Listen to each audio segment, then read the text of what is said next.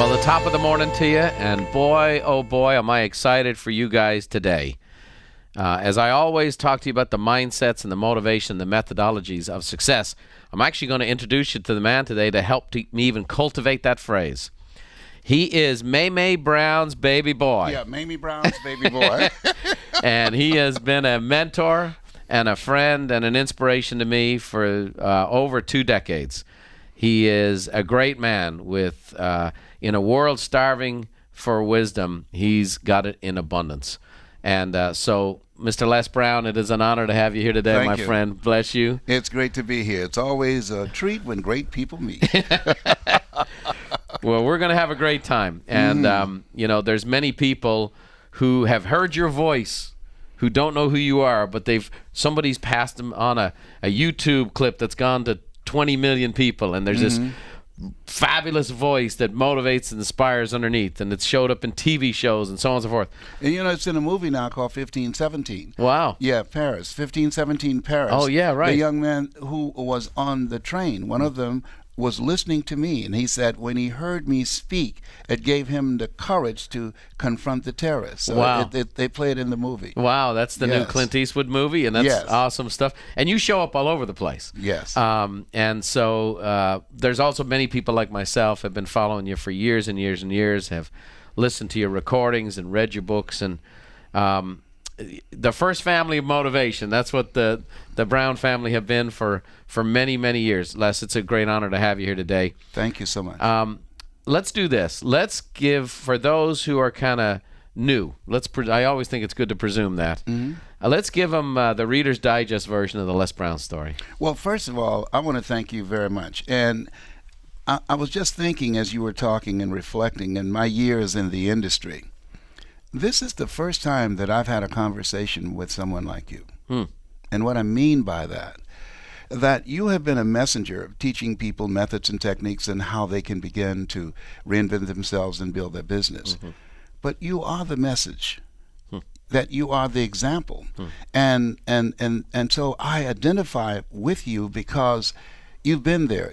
Booker T. Washington said, judge a man or woman not by what they have accomplished, but what they had to overcome for their accomplishment. And so what I love about you is that you have been the embodiment of what do you do if you come from nothing? What do you do if the odds are stacked against you? What do you do if you've gone through some stuff and not allow that stuff to compromise your sense of self and still find a way to dig deep within, to rise up above that and define and create your own future? So you are self-definitional, and so you are the example to me, as well as a person who is inspirational in teaching others how to do it. Well, so I have high respect for you. You're very kind, my friend. And again, I've enjoyed our relationship through the years. I listened to you like people are listening to us for years and years before we ever met. Yes. We became friends and had a chance to share a stage. Many times you've spoken at the Buffini events and wowed our audiences, and it's been nothing but a treat. But that's kind of you. But the other thing is I'd like for people to get from our conversation. I'm starting my 74th year on the planet, that you're never too old to learn and you're never too young to teach. And so you are teaching me now, and you are my mentor in helping me to institutionalize my work and be able to create something that I can leave for my children and my grandchildren and my 4 grandsons. So I just want to thank you for your willingness to help. There are a lot of people who could help you that won't because they see you as competition, but you have always had a consciousness of abundance. And I watch and observe you and study you, and I just admire you. You operate out of that thinking of Henry David Thoreau, who said, do not go where the path may lead, go where there's no path and leave a trail, and you've done that. Well, as you can tell, I brought my father-in-law with me into the studio today. He's my biggest fan, but I'm yours, and I'm really want to get into some of that because you have been there, done that, and talk about growing up. You were born into an abandoned building in Liberty City. In Liberty City with a twin brother. We were born on an abandoned building on a floor, hard linoleum floor. And we were adopted by Mrs. Mamie Brown. She was a domestic worker on Miami Beach. She clean homes, and she cooked for these families, and we ate the food left over from the families that she cooked for. She kept their children, and we wore the hand-me-down clothes. She only had a third-grade education, but she had a Ph.D. in motherwit. She was quite a woman, and altogether she adopted 7 children. She never had any children herself. I always say when I'm being interviewed, I'm here because of 2 women. One gave me life.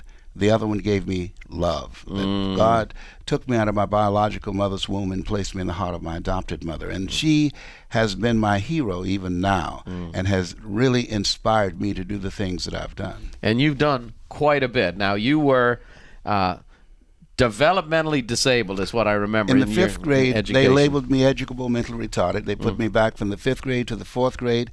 I failed again in the 8th grade at Booker T. Washington High School in Miami, Florida. But I had an intervening moment in my life. I'd say to people, there are moments in your life that they can make you or they can break you. And this high school teacher who had a similar personality like you, who loved to help people, and he asked me to go to the board and work a problem out. I said, "Sir, I can't do that. I'm not one of your students. I'm here to see my friend MacArthur Stevens." And he said, "Do it anyhow." Then the other students started laughing. And he said, "What's wrong?" I said, "Sir, I can't do it." And they said, he's Leslie. He's got a twin brother, Wesley. Wesley Smart. He's DT. He said, "What's DT?" "He's the dumb twin." And they erupted in laughter. And I said, "I am, sir." And he came from behind his desk. He looked at me. He said, "Don't you ever say that again. Someone's opinion of you does not have to become your reality." And in that moment, Brian, one of the things I trained speakers, and I said, what we do when we speak, or if you're a coach or a trainer or an entrepreneur, we interrupt a person's story about themselves. And on that day when he spoke, he interrupted the vision and the story that I bought into by life. My favorite book says, "Be ye not conformed to this world, be ye transformed by the renewing of your mind." And he interrupted that vision. My mother used to say, "Sticks and stones can break your bones, but words can never hurt you." Words can hurt very deeply, Brian. And they did. And through that relationship, I began to get a different vision of myself. Through that relationship, I've never known my biological mother or father, but this man, his example, it inspired me, and I decided to follow his example. And he was into self-development and introduced me to motivational materials, and I listened to them, and years later, I decided I want to do this myself. Well, so you go, and again, we could just stop there. I mean, there are many people running around with a self-image, phrases they bought into. Other people have said, "Here's who you are."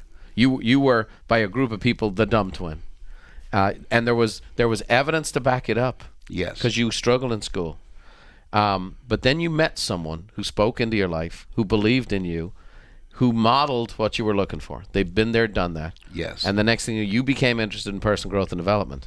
Now you go on to do some remarkable things. I mean, you've had a heck of a life, brother. I mean, I've had a very good run. You have. I've been a radio personality. Yep. I used to be an elected official. I was elected to the Ohio legislature 3 terms, and I was a chairman of the Human Resource Committee and Education Committee. I passed 14 bills my first term. That was a record. And then I resigned to go back to Miami to take care of my mother when she became ill, and I refused to allow her to be committed to a nursing home. I had a problem. I told my brothers and sisters, one woman raised 7 children who couldn't take care of themselves. You're going to tell me 7 grown people can't take care of one woman? No, it's not going down like that. So I resigned, went back to take care of my mother, and I remember when I rung the doorbell, her friend, Mrs. Mildred, said, "Mamie, Leslie's here." And I heard my mother say, "I knew he would come. I knew he would come. Unpack those boxes." Wow. Yeah, so no, she wasn't going to the nursing home. Okay, yes. I got the goosebumps going. You're not supposed to be doing this to me. I'm trying to stay cool here. Awesome stuff. And you were involved in the music business. You were involved. Yes. You had the Jackson 5 around. I've done it all. You were married to Gladys Knight. I was the conductor of the Midnight Train.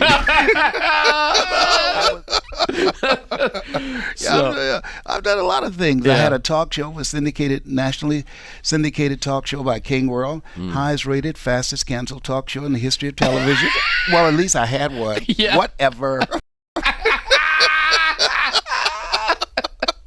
Yeah, so I've spoken in over 51 countries. And have you seen on YouTube, They have Les Brown speaking in the Georgia Dome. I'm speaking to over 80,000 people. Oh, yeah. So when people see that, to me, they should say, whoa, if he could go to that place, being born in an abandoned building on a floor, being labeled educable, mentally retarded, being adopted, if he could do that, then what are the possibilities for myself? Right, and that's your living personification of it, which is why we kind of hit it off a long time ago. Yes. And it's a powerful thing. It's a beautiful story, but you've also spent your life inspiring and helping other people. And whether it was your books, whether it's your seminars, guest speaking, public speaking, your fabulous event on how to tell your story, which is I enjoy that. We do a training called Discover Your Power Voice. There is in all of us, I believe it was Maya Angelou who said that we should be ashamed to die until we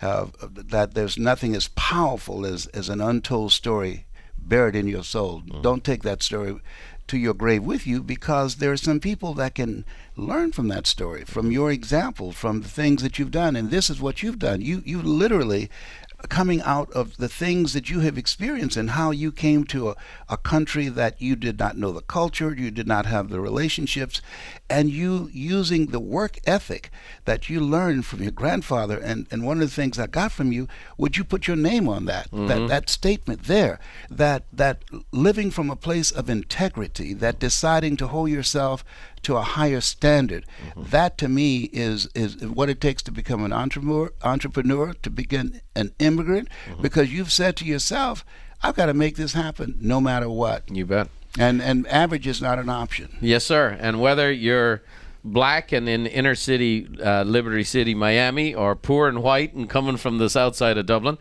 there's one concept that when I heard this when I first heard you say this, it stopped me in my tracks. And it was about being hungry. You got to be hungry. So again, describe the concept to people and what it means, and it's just a message that's resonated with so many. The people that are hungry are willing to do the things today others won't do in order to have the things tomorrow others won't have. Right. When I decided to become a speaker, I looked at and see what the other speakers were doing. And I noticed that 99% of them had memorized a good script and they go around and do it. So I decided I was going to outwork them. When I came to speak to you, I didn't just come in with a memorized script. I came in, I interviewed you, and I interviewed your top performers. And then on stage, I created an experience and incorporated those stories and those examples in my presentation. 100%. Yeah, so immigrants... Which was, by the way, why we were able to have you come back many, many, many, many times. Yes. Which other people don't get. We normally have someone comes in one time because they got one talk. Yes. But you were able to personalize it. Yeah, so I trained myself to be personal and versatile. I read a minimum of 3 books a month. There's no one in the industry, and this is not brag, but just true, that know as many quotes and as many studies. And so what if you're an immigrant or if you have the complexion of rejection like I do,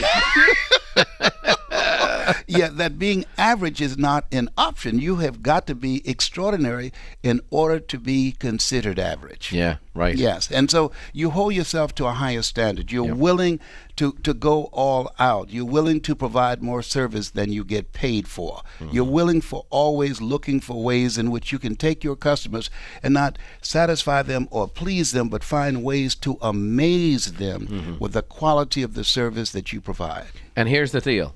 You know, I was hungry and I was hungry. Yes.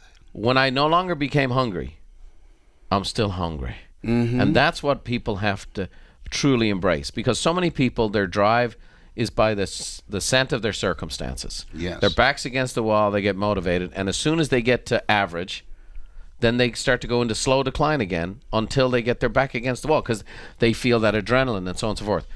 Talk a little bit about what it takes internally to have that hungry mindset. I think that the model that you have created is very important, and that is that I believe that you can't read the label if you're locked in a box.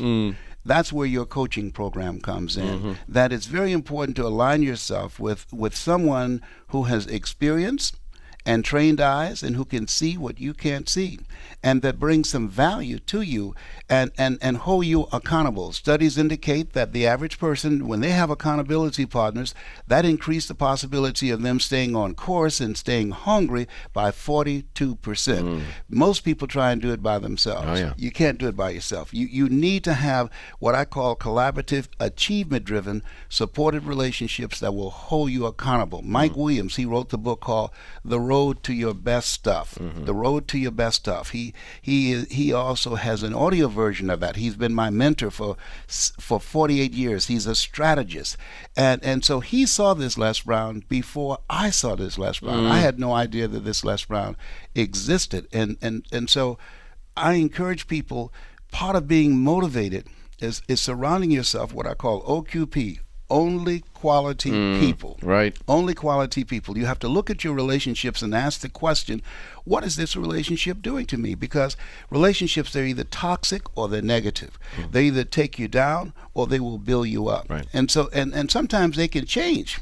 So you have to monitor and evaluate them because they will impact your mind. There's a new term in psychiatry called relational illness. There's some people that can make you sick. Right. And so you have to determine as you look at yourself and evaluate them periodically, is this relationship an asset to me or is it a liability? I like to say when my team is hiring people, I go, use the math.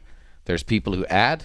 There's people who subtract. There's people who multiply, and there's people who divide. Yes. Make sure we're getting the additions and make sure we're getting the multipliers. I like that concept. Yeah, it's good stuff.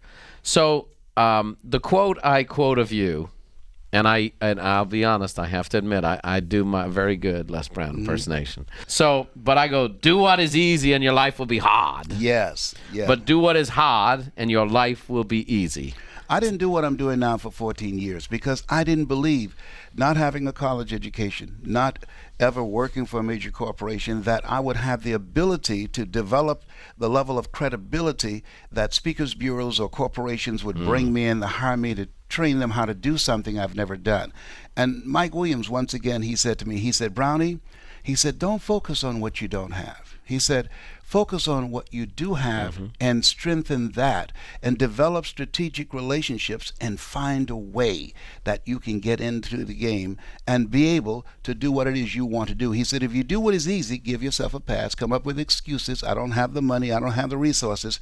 Your life will be hard. But if you do what is hard, find a way to win. Discipline yourself. Increase your value. Find for ways in which you can impact your customers and create an experience for them that they will, hey, look, you need to bring that guy in because he made a difference for us. Impact their bottom line. Give more than you get paid for. He said, I guarantee you that you'll be able to build the business. And he was right. And what a business you built, and millions of dollars later all over the world. And it's been a beautiful thing to watch. Talk about the concept that you helped refine for me, because you came and visited Buffini Company a number of years ago and saw the coaching and offices and what we did, and you're like, okay, yes, I'm like in Disneyland here. Yes. But I kind of, when I laid out for you what I felt we did, you're the one who coined the phrase for me, mindset, motivation, and methodologies. Yes. Talk about those three things, and it'll be great for our audience because we have millions of people who've been listening to this show. They don't know that Les Brown had his fingerprints on it at its inception. But talk a little bit about, from your perspective, why those three, mindset, motivation, and methodologies, why they're so important. One of the mentors that we both had is Earl Nightingale. Yes. And I remember shining the shoes of Mr. Swiderski on Miami Beach. He was a very wealthy man that my mother worked for. And as I was listening to him, one of the things that he said, and he always had sessions in the morning that he listened to Earl Nightingale, Zig Ziglar, if you give enough people what they want, they will give you what you want. Jim Rohn, when the end comes for you, let it find you conquering a new mountain, not sliding down an old one. And one of the things that Earl Nightingale said, he said, you don't get in life what you want, you get in life what you are. And so when I heard that as we look at ourselves and look at our goals, one of the most important things that we have to do is have goals beyond our comfort zone. Why? Because in order to do something you've never done, you've got to become someone you've never been. Yes. And so as we look at our goals and dreams, that we have to spend time developing ourselves. Today, you either expand or you're expendable. So your mindset that if you're an entrepreneur, you're going to face a lot of rejection and you're going to fail your way to success. When you develop your mindset, you make rejections your vitamins, that you're not stopped by it, you are inspired by it. And so the mindset is crucial. You have to have mental resiliency in order to stay in the game. And most people, they first go after the goal and dream, but they don't work on themselves. My favorite book says, be ye not conformed to this world, be ye transformed by the renewing of your mind, and that's an ongoing process. If you stop, you're going to begin to engage in unconscious self-destructive behavior. So talk about motivation. You have been recognized as the greatest motivator of all time. That's wonderful. I didn't know that. Yeah, little old cornbread meat. Little old cornbread Your you brother was right. from another mother. Yeah, that's fact. That's fact. Yes. But you're the master of motivation. So I talk about this a little bit. First of all, I want to talk about why people need motivation. And then I would like to talk about your perspective on how you go about motivating people. But why is it that people need motivation? Because my favorite book says, think it not strange that you'll face the fiery furnaces of this world. You will, not you might. You will have tribulations. Give your point. And I said to you earlier, I don't care how old you are and how old your children become. My oldest son had a stroke.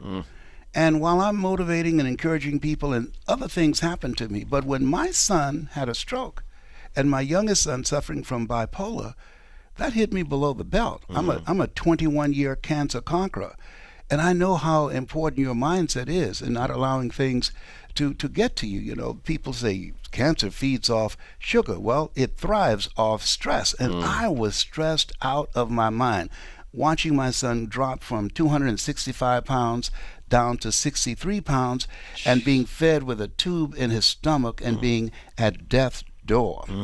And so I had to have help. First, I tell people, ask for help, not because you're weak, but because you want to remain strong.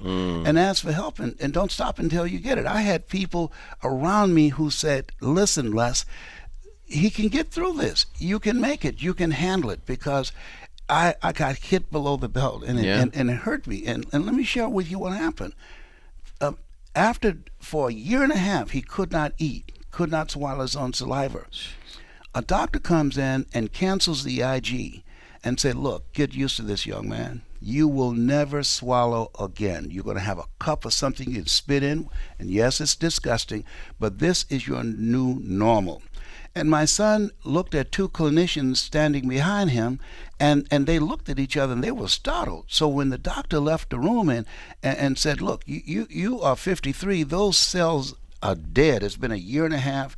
This is it for you. And my son said, why did you look at each other like that? And they said, he can't say that. You're a young man. You're not in your 70s or 80s. So this lady said, come to my clinic and let me see, can I help you? She came to his clinic. 2 weeks later, my son was able to swallow his saliva. 3 weeks later, he was able to drink soup, and now he's eating food. He's now up to 151 pounds, and they're going to be taking the tube out. But during that time, seeing him down to 63 pounds, man, I prayed to God, and I said, Lord, don't take my son, take me. I've had a good run. Take me. Don't do this to my son. Life is hard, and we all go through it. And what you're sharing with folks right now, what they need to know is, you're the guy that people think 10 feet tall, never had a bad day in his life. You're out there motivating people, inspiring people all day long, but life happens to you. Man, it humbled me. I used to pray in bed. After my son had a stroke, I get down on my knees. Yeah. Said, Lord. That's good. And I know God laughed and say, I can't believe you down on your knees. But here's the bottom line. Now, you also have a gift. You have a gift that God's given you, the ability to reach people. Thank you. And motivate and inspire people. There's a lot of folks who are, they need to motivate a customer. They need to motivate their family. They need to motivate themselves. They need to motivate a team. What are the keys to being a good motivator? Number one, we have to be the example. That when I look at you, what you do and how you live your life, one of the things I believe that we are three-dimensional. We have our public life, we have our private life, and we have our secret life.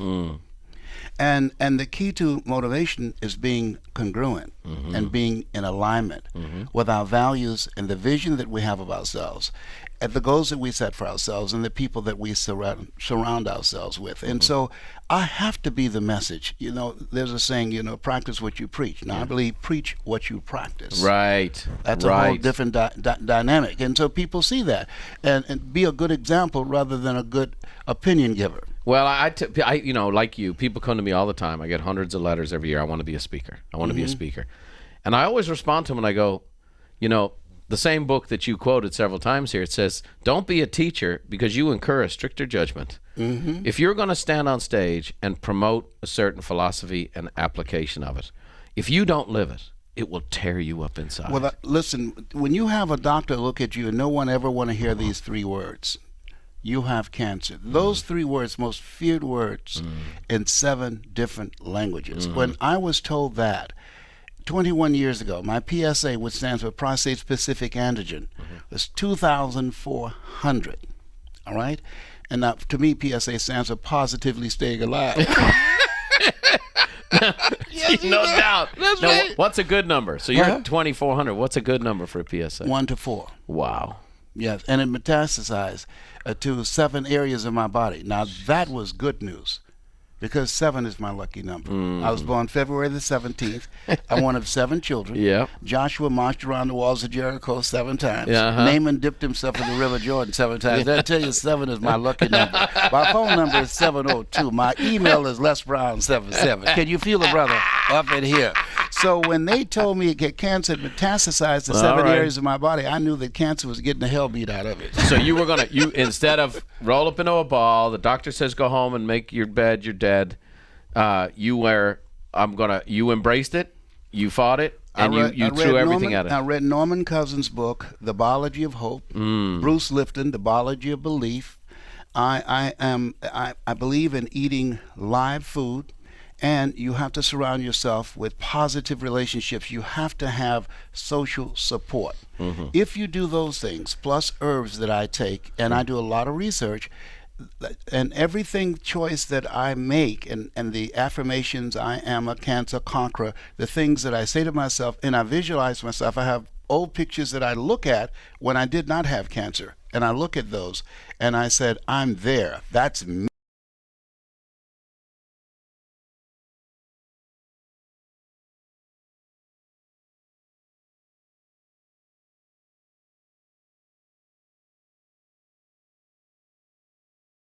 Me.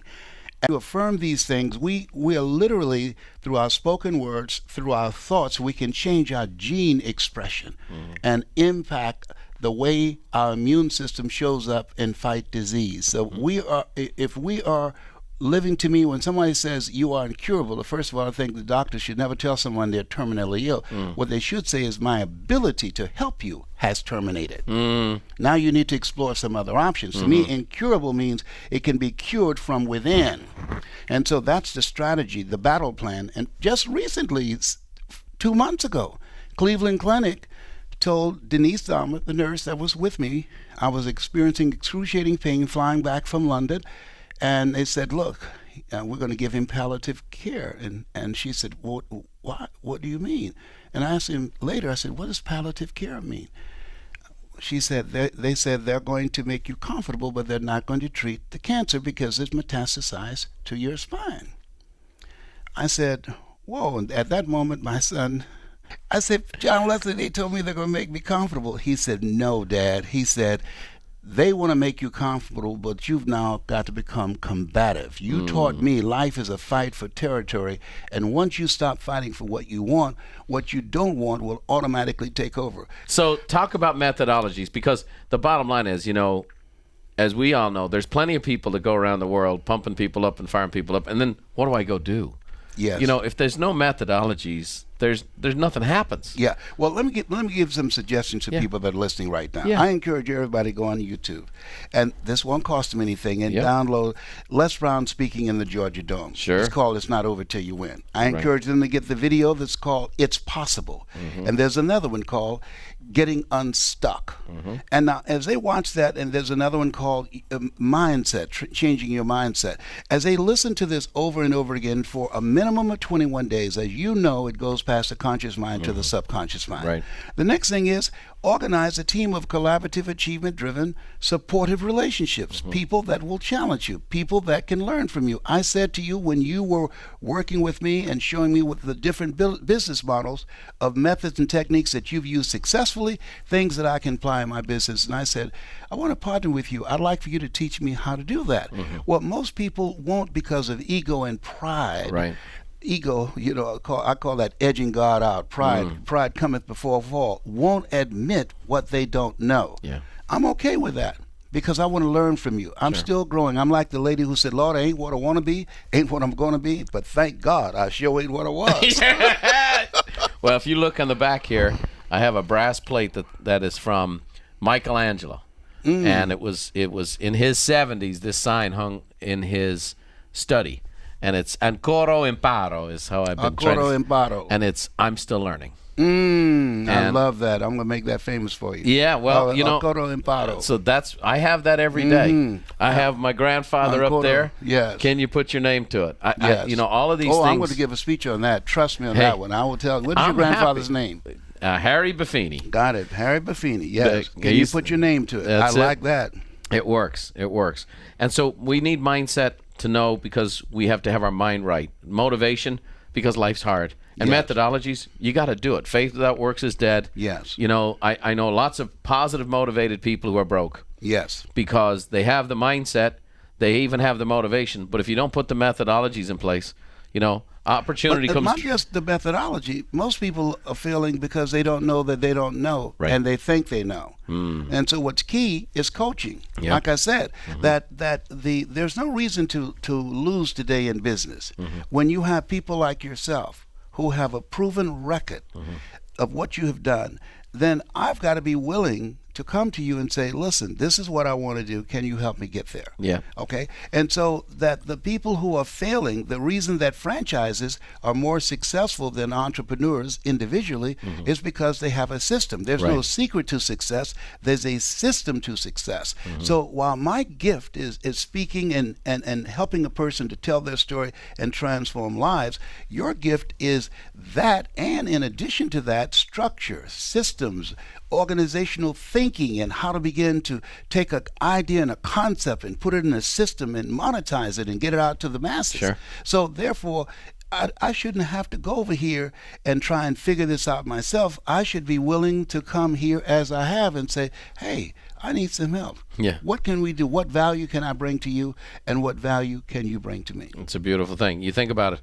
McDonald's has been around a long time. Yes. This year, McDonald's will be the fastest growing franchise of any company in the world. Yes. And will be the fastest growing franchise in America. Now, here's the thing. I honestly have not eaten in McDonald's in 20 years. Yes. They buy McDonald's because it's a system. Yes. And they want a system that can duplicate. Yes. And that's the key. And that's why other people have developed systems. For us, we have Microsoft. I use Microsoft because somebody like Bill Gates spent hundreds of millions of dollars on a company to develop that. So I go use an existing system as opposed to build one myself. Yes. So find a system that works and follow it. I got this one question. I've wanted to ask you this question for a long time. Yes. You've traveled all over the world. Yes. You've been asked to come in and motivate and fire people up and teach and train and do whatever. What is the one thing, if you just said, man, there's just one thing that I could give somebody that is the element of success, the most important element of success, what is it for you? Do what you're called to do. I was in an audience, and this guy was speaking. Mike Williams had said to me, Brownie, you know why you go see Zig Ziglar and Earl Nightingale and Robert Schuller? I said, yeah, I like the message. He says, no. He said, that's who you are. I said, come on, Mike, I could never do that. I don't have a college training. He said, that's who you are. And he said this to me for 14 14 years. For 14 years, I convinced myself that I could not do what I'm doing. And then I heard a guy speak when my mother was diagnosed with breast cancer. And I went to this event just to build my spirit up and saying, how am I going to take care of my mother? What am I going to do? Because the things that she needed, insurance did not cover. And this guy stopped in the middle of his presentation, Brian, and he said, I don't know who this person is. He said, but there's somebody here that's supposed to be doing this. And he said, you know who you are. He said, I do this. He said, I make a lot of money.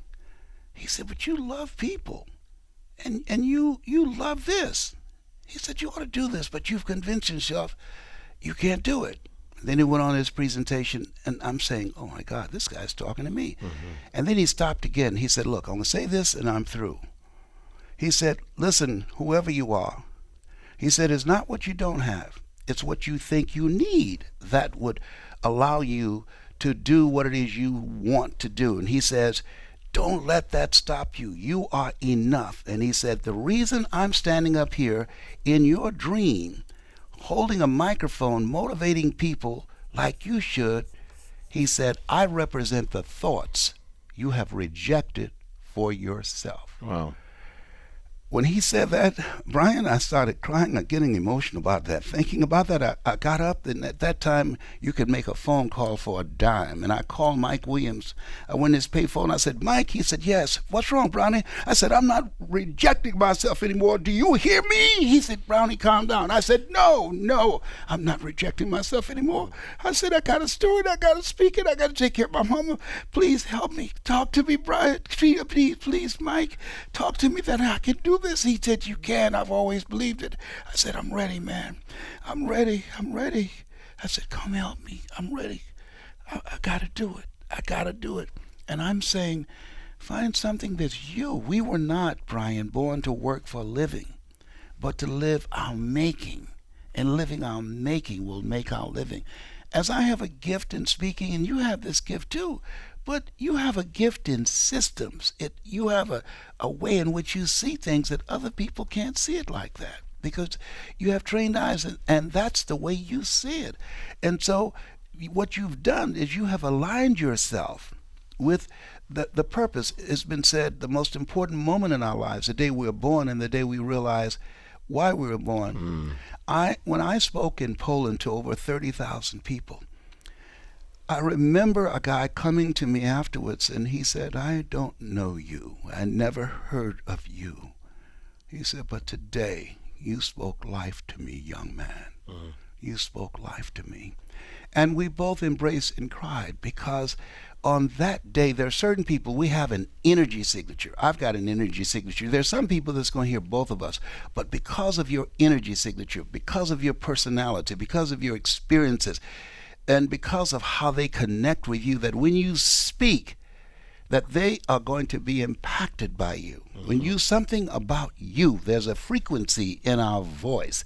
And that's one of the goals I have is training a million voices of hope. When there's hope in the future that gives you power in the present. And so as we look at ourselves and see that there is something that we were chosen to do, right, and spend time. Some people know right away, but some people it takes a minute. Most of us. Yes, and that's okay. And so I used to be a state legislator, a disc jockey, a talk show host, a community activist. I worked for the Miami Sanitation Department. To us, I believe that life is about experimenting and testing and finding out what is your sweet spot. Love it. Wow. Well, I mean, I hope you guys are taking notes, and I would imagine this is a podcast you're going to listen to many, many times, as they should. I have a little tradition with the podcast that I've asked every guest these 5 kind of rapid-fire questions. You don't know what they're coming. Yes. We may have covered one of them already, but I'm going to go. So as we finish here, first of all, what's the best piece of advice you've ever gotten? You must be willing to do the things today others won't do in order to have the things tomorrow others won't have. You got to be willing to sacrifice. You got to be willing to develop yourself. You've got to be willing to change your relationships. You've got to be willing to become a risk taker. You've got to be willing to invest in yourself. Who was that? Who was the? Mike Williams. Nice. That's your man. The author of The Road to Your Best Stuff. Nice. Yes. We've got him down, and I'm sure he'll be selling a lot of books from this podcast. What's the one talent or gift you wish you possessed that you currently don't?